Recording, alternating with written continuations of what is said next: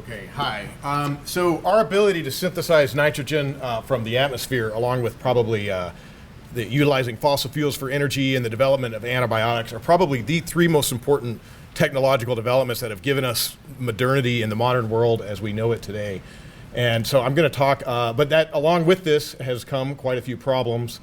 Slide's still out of order, but just try and remember this photo. See those trees along the river there?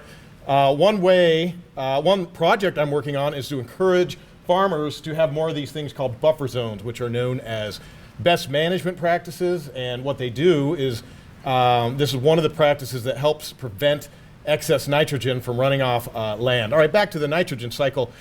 Humans, we're very good at intervening in the nitrogen cycle with the development of synthetic fertilizers, but we're not very good at managing it. And the use of synthetic fertilizers allows us to grow more food on less land with less labor, but it results in things like airborne ammonia deposition in places like Iowa and the development of dead zones in the Gulf of Mexico and the Chesapeake Bay.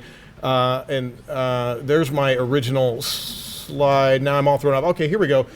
These problems also exist in the Chesapeake Bay. These are increases in phosphorus and nitrogen. This is increase in hypoxia, or like algae. You can think of it as algae, which leads to less dissolved oxygen, which leads to these dead zones where fish can't live and whatnot. This is all basically coming from excess nitrogen coming off of farms. So we're bad at managing this for the most part. We're good at putting nitrogen in, but not managing it. And so our project is designed to encourage farmers to do things like these buffer zones. But two problems with this are that it can be politically difficult to require farmers to do these things.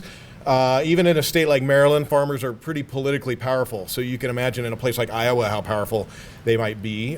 We can also encourage farmers to do it. But one thing we have found is geographically this is a challenge because not all best management practices are the same over a geographic area, depending on the soil type, the kind of rainfall, the sorts of soils they have. Different management practices are needed in different places. So our project was to help develop and I'm done. Sorry. Go ahead.